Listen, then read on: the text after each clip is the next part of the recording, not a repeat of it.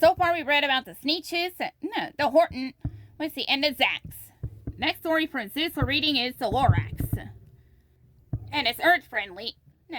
You know where I'll take her. It was printed on recycled paper.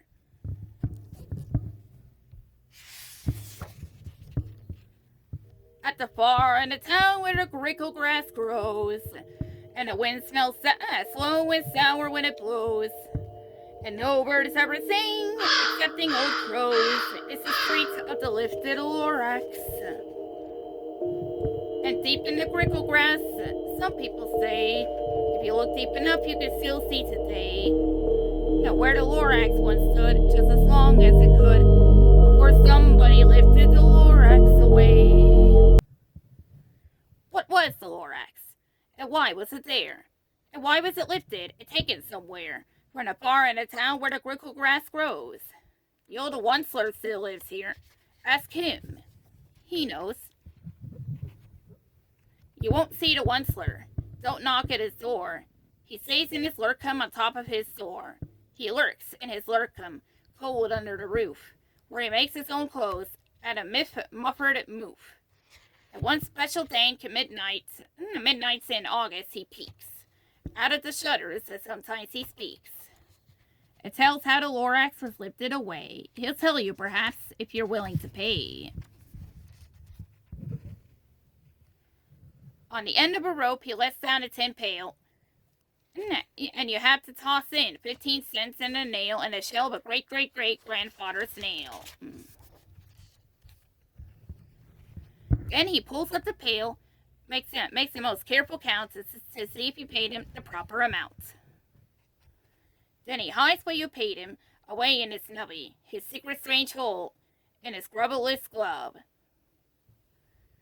Then he grunts, I will tell you, whisper my phone, for the secrets I tell are for your ears alone. Sloop! Down slips the whisper my phone to your ear, and the old Onceler's whispers are not very clear. Sis say come down, through a snurgly hose, and he sounds as if he had smallish bees up his nose. Now I'll tell you, he says, with his teeth sounding great, how the lorax got lifted and taken away. It all started way back, such a long, long time back. Way back in the days when the grass was still green and the pond was still wet and the clouds were still clean. And the song of the Swami Swans rang out his face. One morning I came to this glorious place. And I first saw the trees, the trupula trees, the bright-colored tufts of the trupula trees, mile after mile in the fresh morning breeze.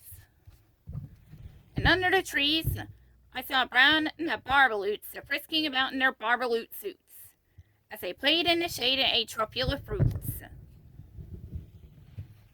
From the ripulous pond came the comfortable sound of the humming fish humming while splashing around.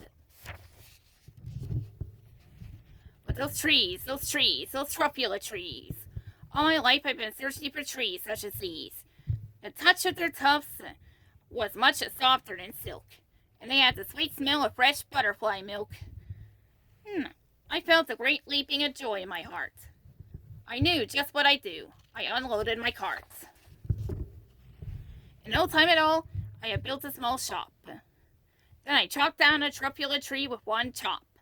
With great skillful skill, and with great speedy speed, I took the small tuft and I knitted at the need. Just as I finished, I heard a gazump. I looked. I saw something pop out of the stump of the tree I chopped down. It was sort of a man. Describe him? That's hard. I don't know if I can. He was shortish and oldish and brownish and mossy. And he spoke with a voice that was sharpish and bossy.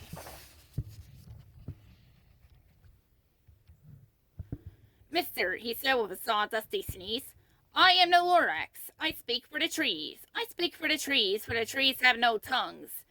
And I'm asking you, sir, at the top of my lungs. He was very upset as he shouted and puffed.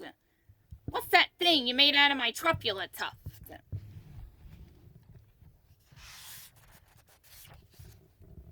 Look, lorax, I said. There's no cause for alarm. I chopped just one tree. I am doing no harm. I'm being quite useful. This thing is a need. A need to find something that old people need. It's a shirt, it's a sock, it's a glove, it's a hat. But it has other uses. Yes, far beyond that. You can use it for carpets, for pillows, for sheets, or curtains, or covers for bicycle seats. The lorax said, Sir, you are crazy with greed. There is no one on earth who would buy that fool's need.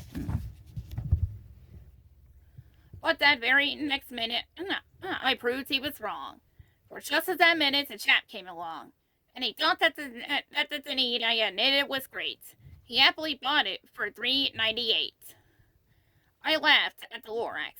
You poor stupid guy. You never can tell what some people will buy. I repeat, cried the lorax, I speak for the trees. I'm busy, I told him. Shut up, if you please. I rushed across the room, and in no time at all, built a radio phone. I put in a quick call. I called on my brothers and uncles and aunts, and I said, Listen here. Here's a wonderful chance for the whole Onceler family to get mighty rich. Get over here fast. Take the road to North Nitch. Turn left at Wee Hawkins. Sharp right at South Stitch. And in no time at all, in a factory I built, the whole Onceler family was working full tilt.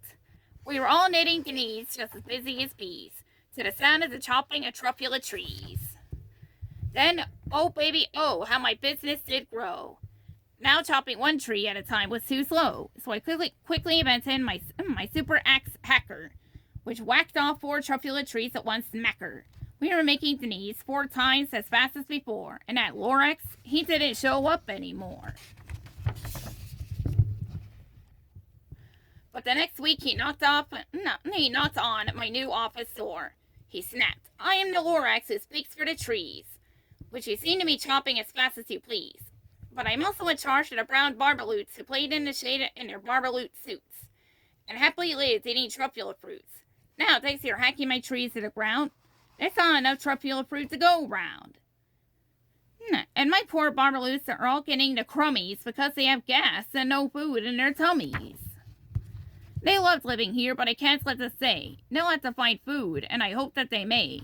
Good luck, boys, he cried, and he sent them away. I, the Onceler, felt sad as I watched them all go. But business is business, and business must grow, regardless of crummies and tummies, you know. I meant no harm. I most truly did not. But I had to grow bigger, so bigger I got. I biggered my factory, I biggered my roads, I biggered my wagons, I biggered the loads of the needs I shipped out. I was shipping the forth to the south, to the east, to the west, to the north. I went right on biggering, selling more needs, and I biggered my money, which everyone needs. And then again he came back. I was fixing some pipes when that old nuisance lorax came back with more gripes. I am the lorax, he coughed and he whiffed. He sneezed and he snuffled. He snargled, he sniffed. Onceler, he cried with a crupulous croak. Onceler, you're making such a smokulous smoke. My poor swammy swans. Why they can't sing a note. No one can sing who has smog in his throat.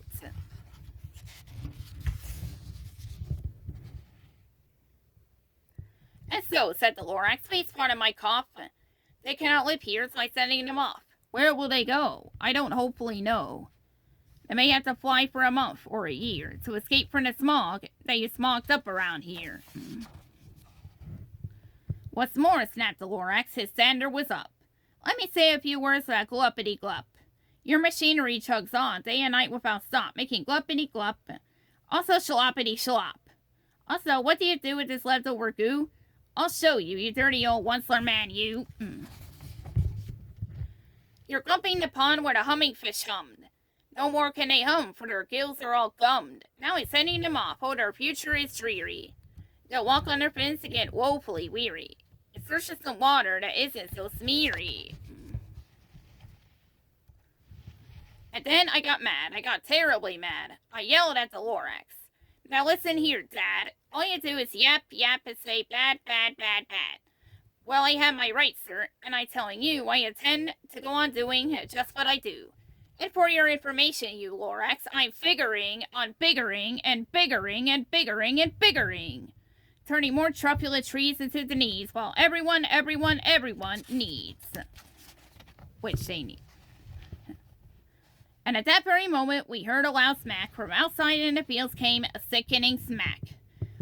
On an axe of a tree, then we saw the tree fall, the very last truffula tree of them all.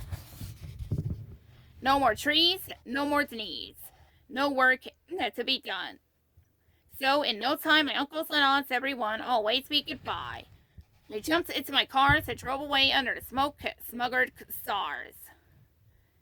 Now all that was left beneath the bad-smelling sky was my big, empty factory, the lorax, and I.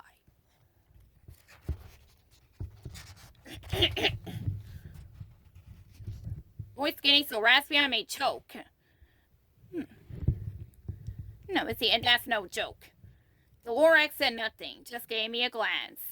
Just gave me a very sad backward glance. And he looked in himself by the seat of his pants, and I'll never forget the grim look on his face when he hoisted himself and took leave of this place, through a hole in the smog without leaving a trace.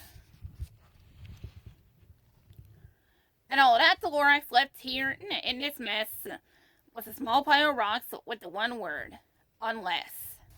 Whatever that meant, I just couldn't guess. That was long, long ago. But each day since that day, I sat here and worried away. Through the years, while my buildings have fallen apart, I worried about it with all of my heart. But now, says the onceler, now that you're here, the word of the lorax is pretty clear. Unless someone like you cares a whole awful lot, nothing is going to get better. It's not. So, catch, calls the onceler. Nay, he let something fall. It's a truffula seed. It's the last one of all. You're in charge of the last of the truffula seeds. And truffula trees are what everyone needs. Plant a new truffula, treat it with care, give it clean water and feed it fresh air. Grow a forest, protect it from axes that hack. Then the lorax and all of his friends may come back. The end.